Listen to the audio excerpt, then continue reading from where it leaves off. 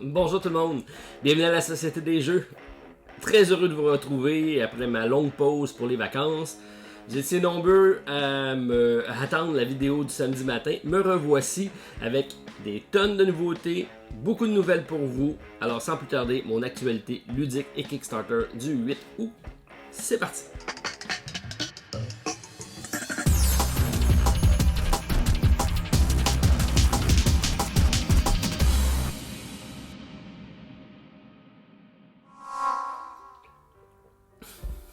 Bonjour tout le monde. Je pensais sabrer le champagne avec vous et Tintin, mais j'y vais avec mon traditionnel café, puisque c'est maintenant la tradition, partager mon petit déjeuner du samedi matin en votre compagnie et en compagnie de nombreux jeux de société. Alors je vous fais sans plus tarder le bilan de mes vacances au niveau ludique, ce que j'ai reçu également, ce qui est sorti en boutique et ce qui arrive sur Kickstarter. Alors, puisqu'on a une grosse émission, on passe ça rapidement. En commençant par The Great Race, ici que j'ai à l'arrière, j'ai complété ma variante solo qui a été qui est partie chez l'éditeur. Donc merci à Maxence et à François Gilles, puisque j'ai reçu également une superbe lithographie signée de l'artiste du jeu. Vraiment de belles illustrations. Alors, ça va aboutir dans mon arrière-boutique, vous allez voir ça régulièrement. Donc merci à vous deux, bien hâte de découvrir le résultat final de ce challenge. Ensuite, on a Adventure of D qui a été complété, la traduction. Donc c'est un petit jeu de cartes que je vous avais présenté et on avait dit qu'on allait pousser pour faire la version française. Ça a été fait. Je remercie particulièrement Marco et David qui ont fait le plus gros du travail. Donc la traduction a été envoyée chez l'auteur. Il est en train de faire la mise en page de tout ça et éventuellement ça sera sorti et envoyé chez les backers.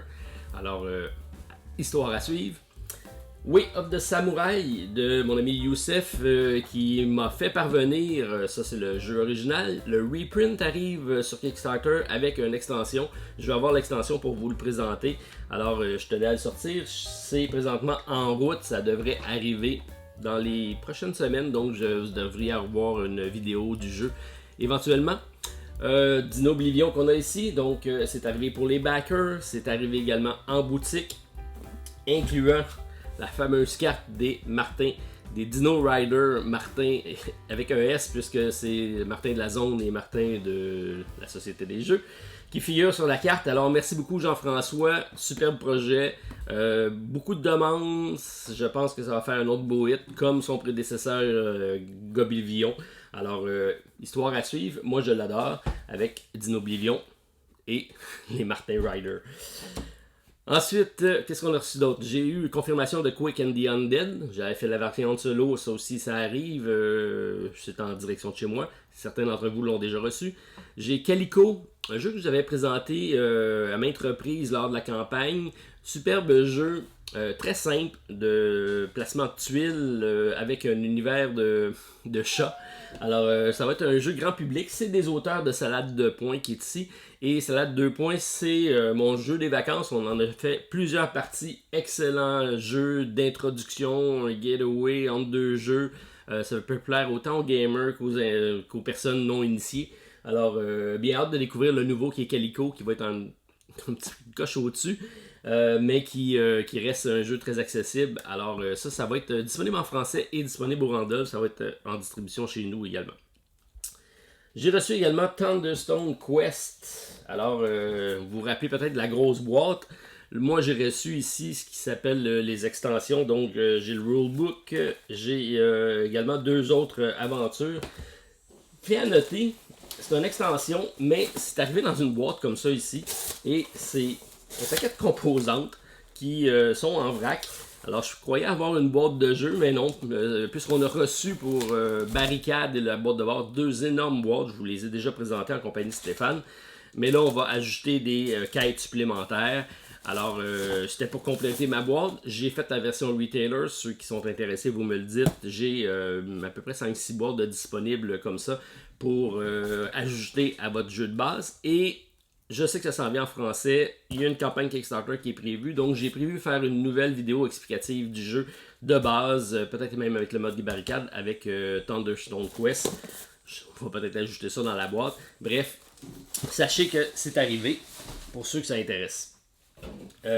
Excellent jeu, j'ai bien aimé mon expérience. C'est un deck building et Mike Elliott, c'est un des pionniers du deck building. Alors, c'est quelque chose d'intéressant. Et le mode fantasy avec le mode coop, aventure, solo, bref, tout y est pour un succès. Vraiment une grosse boîte par contre. Ensuite, Hostage Negotiator ici que j'ai joué à maintes reprises, c'est le mode carrière. Là, ça, c'est la boîte ici Crime Wave, mais à l'intérieur, c'est assez intéressant. Ils ont fait le. Là, tout est pacté dans mon jeu parce que j'ai vraiment tout mis le all-in. Mais on voit ici qu'on est capable d'avoir les boîtes qui s'intègrent directement. Donc, le mode carrière, c'est celui-ci. J'ai la boîte de base ici qui est également disponible. Et ça fait un genre de legacy. Malgré tout, c'est une belle rejouabilité. Il y a plusieurs cartes. Ça va changer d'une partie à l'autre. Ça ajoute beaucoup au mode solo. C'est vraiment un jeu solo, celui-ci. C'est sûr que ça devient dispendieux, comme je viens de dire, puisque on a besoin du jeu de base, du deuxième jeu qui est celui-ci, du mode carrière et de toutes les add-ons d'extension. Mais je pense que ça en vaut la peine. C'est vraiment une belle expérience ludique qui a une belle progression de campagne. Moi, j'ai beaucoup aimé mon expérience. Alors, ça a été mon jeu Legacy des vacances avec Hostage Negotiator. C'est malheureusement juste en anglais. La boîte de base est disponible en français. J'imagine qu'éventuellement le reste va suivre. Mais au niveau du jeu de base, c'est très très simple là, pour jouer. C'est un jeu de dés, un peu d'hasard, mais on peut vraiment conjurer le hasard avec un deck building, mais un deck building qui nous permet de refaire notre deck à chaque main de carte selon la situation qu'on a à faire. Donc on incarne un policier qui va gérer une prise d'otage. Donc assez intéressant comme thématique. Ensuite, on a l'ordre de Vielle ici que j'ai reçu, un jeu fantasy 1 à 7 joueurs qui reprend l'expérience d'un jeu de rôle. Donc en plus rapide par contre, on parle d'une partie 1h30 environ. Et ça a beaucoup l'esprit du jeu Dark Souls que je vous ai présenté en compagnie de Stéphane, mais en jeu de cartes avec une exploration de donjon qui s'approche plus de Dark Souls que Dark Souls, le jeu de cartes, étrangement. Donc, très belles illustrations, bon gameplay, beaucoup de dés à brasser. J'ai bien hâte de voir la version 2 qui arrive, puisqu'il va y avoir une version Kickstarter avec un deuxième chapitre. Celui-ci, c'est le chapitre 1, qui est La Fureur du Roi. Et le chapitre 2 arrive éventuellement sur Kickstarter. Vraiment une lourde boîte, beaucoup de matériel à l'intérieur. Alors, pour les amateurs de jeux de rôle, je pense que vous allez y trouver votre compte. Adaptation, jeu de plateau. Ensuite, je remercie un de mes abonnés, donc Jean Deblois. Il m'a fait parvenir le Filimag dans lequel j'y figure. Donc, je vous avais dit que j'étais dans le Philibert il faisait la présentation de certains YouTubers et la Société des jeux est ici. Alors, merci beaucoup du présent. Donc, je mets ça à ma collection. Bien content et merci à la gang de Philibert. Je vous rappelle que dans la description, il y a un lien pour faire vos commandes chez Philibert. En passant par là, ça fait une redistribution des profits qui va être remis à la chaîne, donc ça nous permet de nous aider. Merci à l'avance. C'est pour ceux qui l'utilisent. On a également Adrien Martel qui a communiqué avec moi, qui est l'ambassadeur français du jeu de la compagnie Bad Comet Game, qui est une compagnie coréenne qui nous a offert l'année dernière sur Kickstarter un jeu fort intéressant, une illustration, une direction artistique vraiment superbe. Je vous en avais déjà parlé. On parle de Shaolia, pas sûr de le prononcer comme il faut.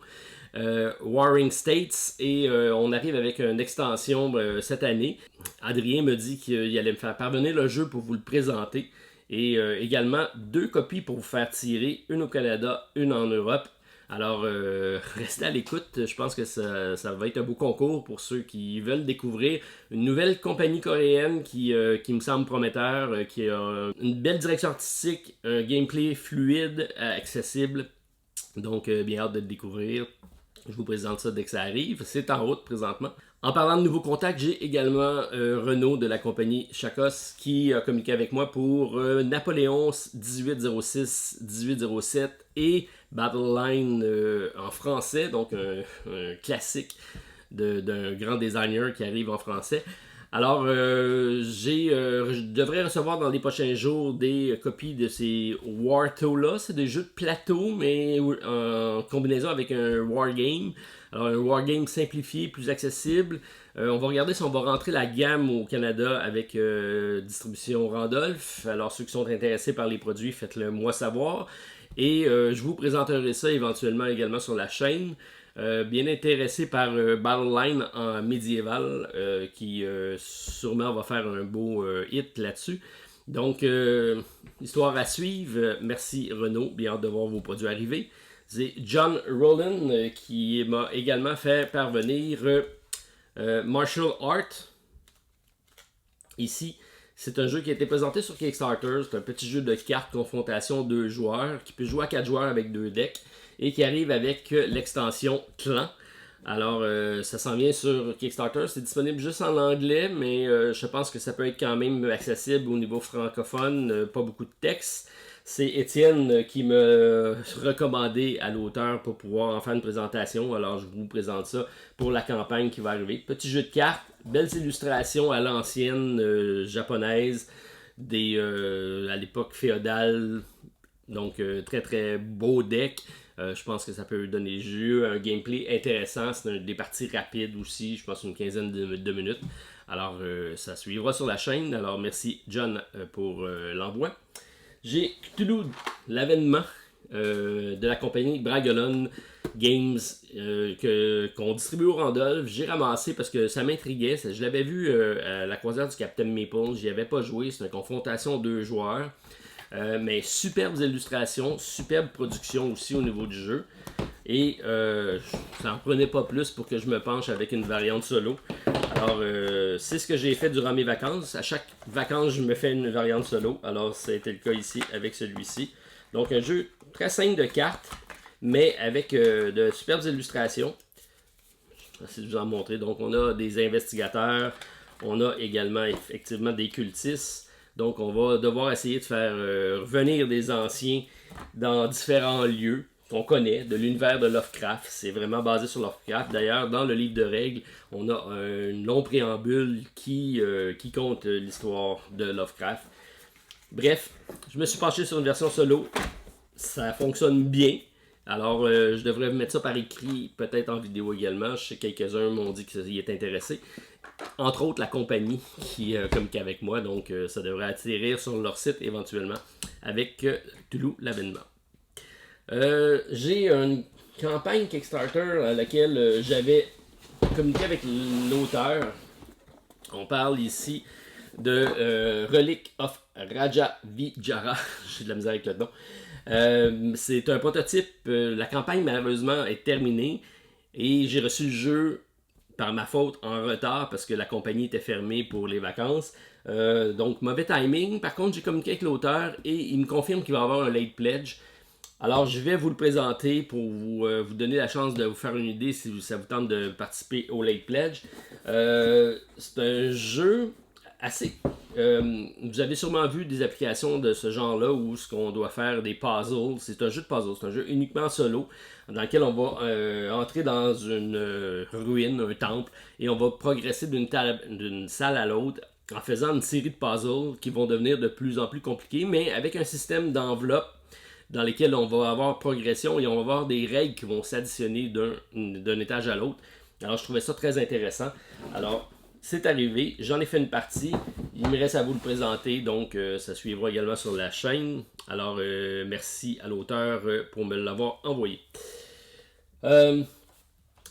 J'ai plusieurs autres trucs, entre autres ici, Tenton Grill qui est arrivé, j'en ai fait un petit déballage cette semaine, beaucoup de réactions, beaucoup de demandes pour ma campagne en solo sur Tenton Grill. On m'a dit que ça allait être peut-être difficile, c'est pas un jeu nécessairement facile, bref, je vais faire une ou deux parties tutoriel avant de me lancer dans l'aventure, mais sachez que c'est dans mes plans de vous faire une nouvelle série à la Victor et au 7e continent avec ce jeu-ci. Donc ça suivra.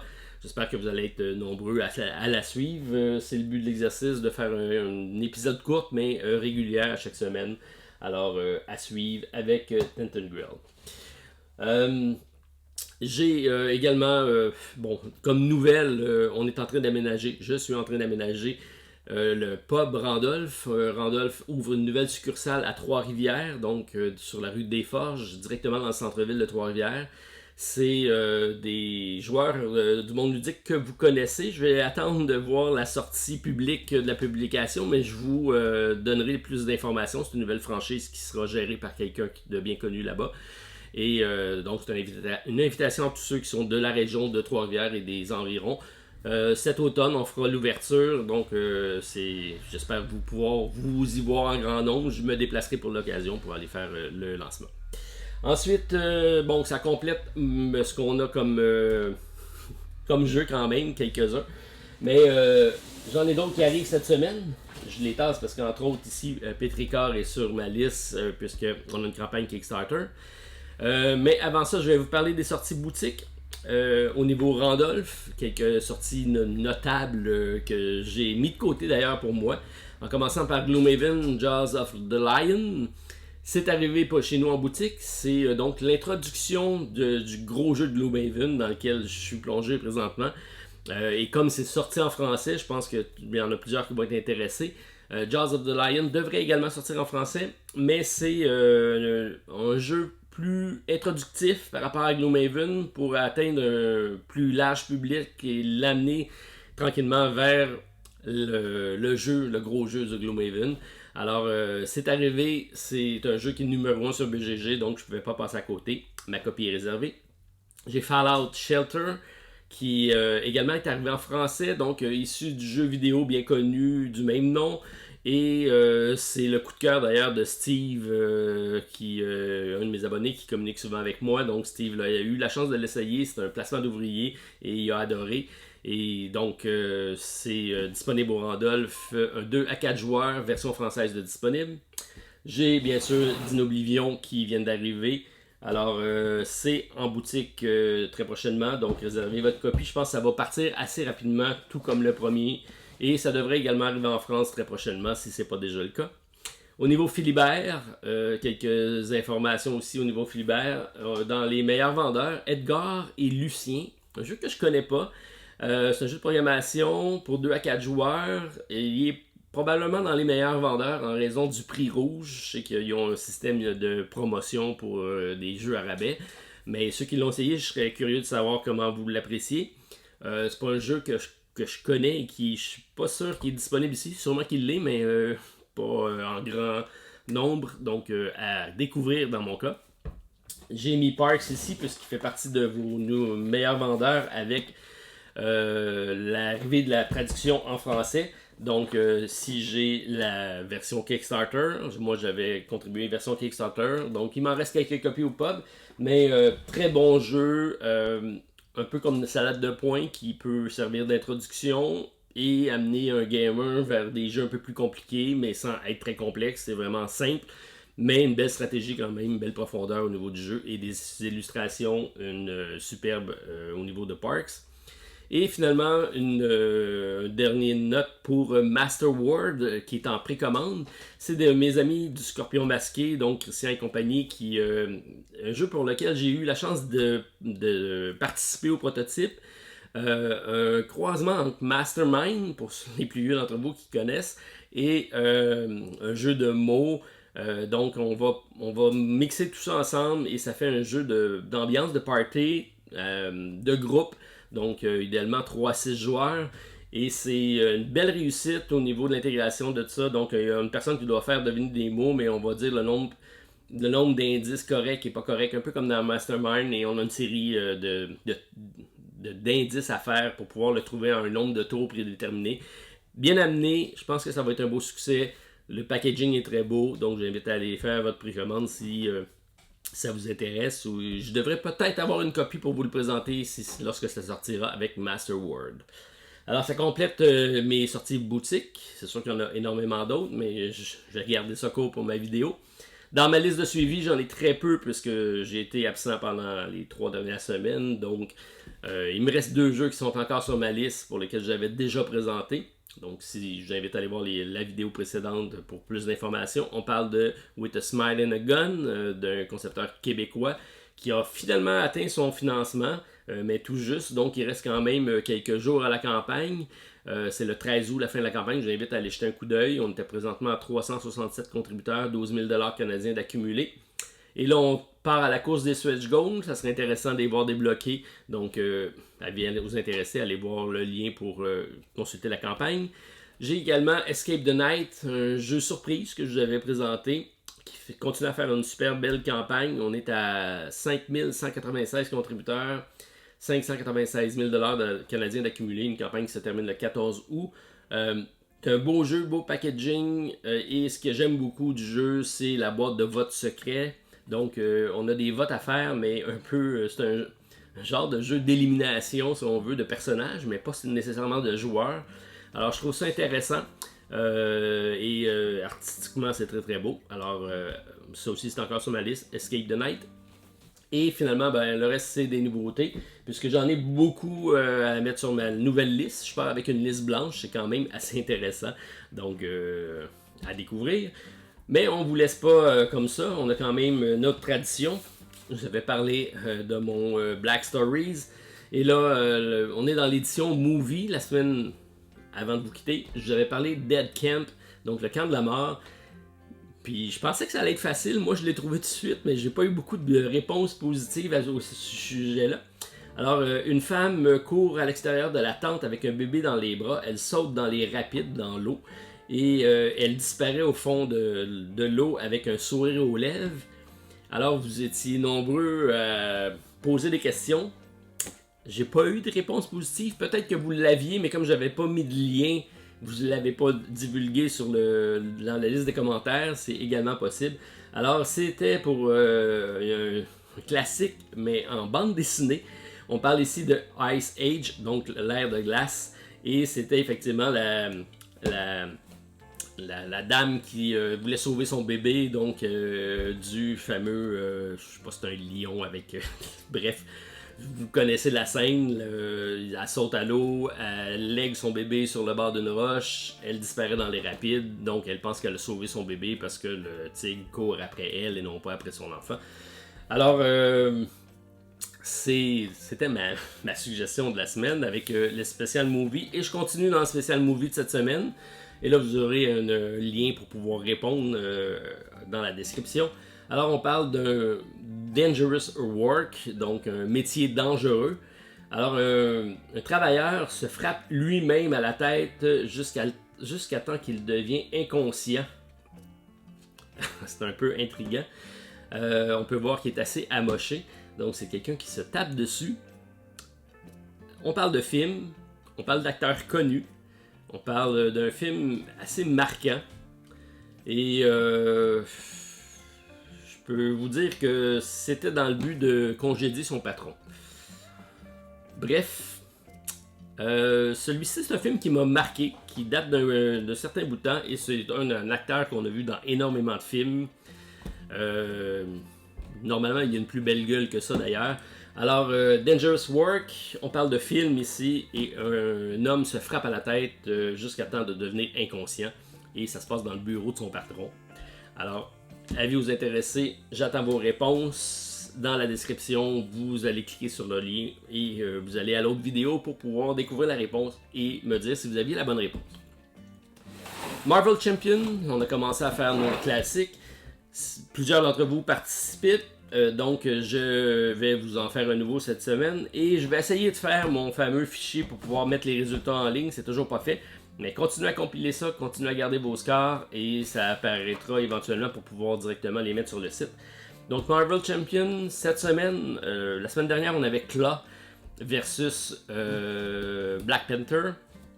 On va rester avec Claw parce qu'on l'avait en mode facile, mais il n'est pas nécessairement facile puisque c'est le niveau 2 de difficulté. Et on va aller avec le mode difficile, donc niveau 2 et 3 au niveau de Claw. Et au niveau des super-héros, on y va avec Captain Marvel, donc avec son deck de base. Alors, Carol va affronter Claw. On va voir s'il va avoir plus de succès que Black Panthers. Alors, lancez-vous dans l'aventure, partagez-moi vos résultats. Encore une fois, je fais le même exercice en compagnie de Stéphane. Et celui de nous deux qui finit le premier va faire le score de référence. Ce sera à vous après ça de battre le score, mais j'attends vos pointages. On va tout compiler ça sur un site éventuellement. Donc, ça complète ma vidéo de retour de vacances. J'espère que vous allez être de la partie encore nombreux comme c'est le cas à toutes les semaines. Donc, merci d'être avec moi. N'hésitez pas à commenter, je vous réponds comme toujours dans les meilleurs délais. Des suggestions, n'hésitez pas. Vos coups de cœur de la semaine partagés. Et on commence avec ce qui s'en vient sur Kickstarter au courant de cette semaine. Ma nouvelle liste de suivi. Alors sans plus tarder, mon spécial Kickstarter du 8 août. C'est parti! Et on débute ma nouvelle liste de suivi avec le prochain jeu de Siemens, le retour de Massive Darkness 2 avec Hellscape, un standalone d'un jeu déjà présenté sur la chaîne. J'invite à aller voir la vidéo en compagnie de Stéphane. Excellent jeu de fantasy, une version un peu plus gamer de Zombicide. Et cette fois-ci, on nous promet d'avoir revisé les règles et d'avoir corrigé le tir pour certaines lacunes du premier. Excellent début de campagne avec plus de 12 000 contributeurs. On est déjà à 2 millions de dollars canadiens d'accumulés. Une campagne qui se termine le 25 août prochain. Excellente nouvelle, la version française est maintenant disponible à peu près avec tous les nouveaux jeux de Siemens sur Kickstarter. Alors intéressant, 100$ le jeu de base, 145$ avec l'extension du mode campagne. À mon avis, un must to have puisque c'était une des lacunes du premier jeu. Shipping est encore un peu élevé avec 25 à 42$. Par contre, il faut prévoir beaucoup de stretch goals, ce qui fait en sorte que ça augmente le prix du shipping évidemment. 60 minutes par partie, 1 à 16 joueurs, la version 2.0 des règles, améliorant, comme je vous ai dit, les lacunes du premier. Puisque j'aime beaucoup la version unique du gameplay des différents personnages. On a vraiment une façon différente de jouer chacun des personnages et ça c'est intéressant. 6 personnages, 6 façons asymétriques de jouer, c'est parfait. J'aime également l'extension du mode campagne qui corrigera les lacunes du premier avec un balancement difficile à l'origine, en espérant que celui-ci sera mieux. Mais puisqu'on a une extension dédiée au mode campagne, j'ai espoir que ça sera beaucoup mieux. J'aime également le upgrade pack des héros et des monstres du premier jeu, donc on n'a pas à mettre le premier jeu aux poubelles, on peut tout simplement les intégrer au second. Et les nombreux stretch goals à la Siemens, sans oublier bien sûr la version française qui se mérite d'être soulignée chez Siemens. J'aime un peu moins un shipping toujours un peu élevé. Alors malgré tout, ça reste plus économique de l'acheter par le Kickstarter, puisque les add-ons en boutique sont excessivement élevés et ça devient cher de racheter par après le all-in si vous pensez y aller avec le all-in. Alors je risque d'être présent, j'avais beaucoup aimé l'expérience du premier jeu et je regarde la campagne de près avec bel engouement, beaucoup de stretch goals à prévoir. Alors Massive Darkness jusqu'au 25 août prochain. J'ajoute également le jeu Arcana Rising de la compagnie Grey Fox Games, une compagnie que j'aime bien. Présentement 1760 contributeurs, 78 000$ d'accumulé, 28 août la fin de la campagne. Très abordable, 23$ US pour la version retail, 34$ pour la version deluxe. Et il faut compter 15 à 18$ pour le shipping. On a un jeu ici de repêchage de cartes et de construction d'engins pour 1 à 6 joueurs, des parties rapides de 30 à 60 minutes. Alors Arcana Rising invite jusqu'à 6 lanceurs de sorts à participer à une compétition pour acquérir des artefacts et lancer de puissants sorts dans le but d'acquérir des connaissances et du pouvoir. En rassemblant leurs reliques mystiques, ils constatent le passage des lunes qui amplifie la puissance de certaines écoles de magie, permettant aux sorciers de lancer des sorts de plus en plus puissants. J'aime beaucoup la simplicité du jeu, un jeu rapide, accessible, abordable, avec un boulier de calcul de points pour les plus vieux d'entre vous qui connaissent, dont moi, et un solo inclus. J'aime moins un shipping peut-être un peu élevé, une version anglaise seulement, mais pas beaucoup de texte. Alors, résultat, c'est un projet à suivre, me semble très intéressant et surtout très abordable avec Arcana Rising. J'ajoute également le jeu Quest et Avalon Deluxe en Big Box Edition, publié chez Andy Board & Cards. Présentement, 1300 contributeurs, 69 000$ d'accumulé. Une campagne se termine le 21 août prochain. Disponible à partir de 34$ US, 54$ avec le jeu Coup. On a un jeu de déduction sociale du concepteur de Résistance et de Avalon. Pas de retailer prévu pour cette édition de luxe, c'est d'un 4 à 10 joueurs, 30 minutes par partie. Alors après Tinted Grail, le nouveau thème à la mode semble revenir avec Avalon et le roi Arthur. J'aime la direction artistique de cette nouvelle version, un gameplay plus rapide avec l'absence de vote. Alors pour amateurs de jeux de déduction, à prendre en considération avec Quest et Avalon jusqu'au 21 août prochain. J'ajoute également le jeu The Umbrella Academy, surtout pour la thématique. Je suis en train de suivre la série sur Netflix, où dit en passant, elle est excellente. Et je suis également propriétaire des comic books, puisque je suis amateur de bande dessinée. C'est publié chez Dark Horse, le comic book, et la série présentement arrive avec une nouvelle compagnie qui a été créée pour publier le jeu de plateau. Présentement, 2708 contributeurs, 271 000 $ d'accumulés. On parle d'une campagne qui se termine le 30 août prochain. 25 $ pour la version retail, 45 pour la deluxe et 75 pour le collector. Un shipping directement dans le pledge, on parle d'à peu près 20 $ pour le Canada. C'est de 1 à 6 joueurs, des parties de 20 minutes. Alors, c'est un jeu de gestion de main de cartes assez simple, assez basique, mais avec un deck de famille dysfonctionnel très caractéristique à la thématique de cette famille. Alors, ça, je trouve ça intéressant, ça va pimenter les parties. Par contre, version anglaise seulement de disponible. Alors, c'est surtout pour les amateurs des Umbrella Academy à prendre en considération avec le jeu qui arrive et dont la campagne se termine le 30 août prochain.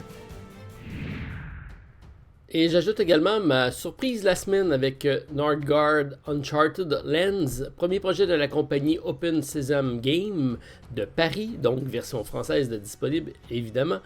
3260 contributeurs, 321 000 $ d'accumulés. Une campagne qui se termine le 1er septembre prochain. 50 € le jeu de base, 70 pour la version de luxe. Il faut compter 14 à 16 $ pour le shipping. C'est un 2 à 5 joueurs, 45 à 90 minutes. Un jeu de type 4X dans l'univers des Vikings avec un jeu de placement de tuiles, de contrôle de territoire, d'exploration, de confrontation. Un peu à la Inis pour ceux qui connaissent, mais avec une composante de deck building avec un marché ouvert fort intéressant. Alors j'aime beaucoup l'artistique, la thématique, le deck building. J'aurais aimé par contre avoir une version solo, mais c'est vraiment pas évident avec ce type de jeu-là. Alors très intéressant, un projet à suivre jusqu'au 1er septembre prochain. J'ajoute également le jeu Toutankhamon, un remake d'un jeu peu connu mais d'un designer très reconnu. On parle de Rainer Knizia. Initialement publié en 1993, on arrive ici avec une version remasterisée. 414 contributeurs, 25 000 $ d'accumulés. Une campagne qui se termine le 13 août prochain. 29 $ US pour la version retail, 49 pour la version deluxe. Il faut compter 10 à 12 $ pour le shipping. C'est un jeu de repêchage de cartes de collection d'ensemble. Alors vous parcourez le Nil pour ramasser des artefacts afin de réserver votre place pour voyager aux côtés de Toutankhamon vers l'au-delà. Bref, d'être emmuré avec lui dans la pyramide. Alors, morbidement ludique, c'est peu dire. La nouvelle tendance de remettre des vieux jeux classiques au goût du jour avec Toutankhamon jusqu'au 13 août prochain. J'ajoute également avec surprise et grand intérêt la suite du jeu Dans le nid du mal, donc l'acte 2 avec l'escouade de Gester. C'est la suite de la campagne solo de mon ami Guillaume Gagnon, donc un concepteur québécois. Alors c'est un jeu que je vous ai déjà présenté sur la chaîne, je vous invite à aller jeter un coup d'œil. Présentement 162 contributeurs, 8 775 $ d'accumulés. Une campagne qui se termine le 9 août prochain. Le PDF est disponible à partir de 3 $, il y en a à tous les prix, 35 $, c'est tout ça en canadien pour le jeu de base avec l'acte 2, 50 $ et plus pour la version Deluxe. Il y a des cartes bonus, alors avis aux intéressés si vous avez aimé la première campagne, j'imagine que vous allez adorer la suite. J'ajoute également le jeu Petrichor de Mighty Board Game, un jeu que l'éditeur Gordon Calleja m'avait déjà envoyé. Et c'est de l'édition Deluxe qui arrive, Collector, avec une nouvelle extension sur Kickstarter, présentement 2397 contributeurs, 234 000 $ canadiens d'accumulés. Une campagne qui se termine le 17 août prochain. Abordable, 33 € le jeu de base, 54 le jeu complet et 84 le all-in. On parle de 16 à 25 pour le shipping. Un jeu de 1 à 4 joueurs, des parties de 20 à 80 minutes. Un jeu de gestion de main de cartes et de majorité, probablement le plus atypique que j'ai vu. Alors Petrichor signifie la première senteur produite lorsque la pluie touche le sol pour la première fois. Alors c'est une gestion de nuages et de pluie pour influencer la pousse des plantes, très originale, très unique. Alors, en anglais seulement pour la version Kickstarter, mais les règles sont disponibles en français, en version téléchargeable pour la première version du jeu. Très intriguant, moi j'ai bien aimé, j'ai pas encore essayé le solo, alors si ça vous intéresse, laissez-moi savoir, j'ai le jeu, je peux vous en faire une démonstration avec Petrichor. Et finalement, j'ajoute le jeu Arcania, Les Mornes Pleines, un univers fantasy d'un concepteur, Sébastien Huiz. C'est un abonné de la chaîne qui habite à Strasbourg, en France, qui nous propose un jeu de tarot de 78 cartes magnifiquement illustrées, un livre racontant l'histoire fantasy de cet univers, une trame sonore professionnelle, le tout dans un boîtier de collection. Alors un produit de luxe, très bien amené, une belle présentation et en prime un board game. Il y a un jeu de cartes élaboré pour 1 à 4 joueurs à partir des cartes de tarot. À découvrir, j'ai pas beaucoup d'informations sur le jeu de cartes proprement dit, mais je vais me documenter davantage pour vous revenir la semaine prochaine avec plus de détails avec Arcania, Les Mornes Pleines, mais je vous invite à prendre le lien disponible en description de la vidéo pour pouvoir aller consulter la campagne. Ça permettra à l'auteur de savoir que ça vient de chez nous. Alors vous le saluerez de ma part, Sébastien. Salut à toi, magnifique jeu. Hâte de voir la suite. Alors, ça complète ma liste cette semaine. J'ajoute un petit suivi pour la liste de Frank au niveau des produits Ulule. Il m'a proposé Inside 3 Legion, un jeu de petit labyrinthe 3D en format poche. On parle des cryptes ninja et le castle.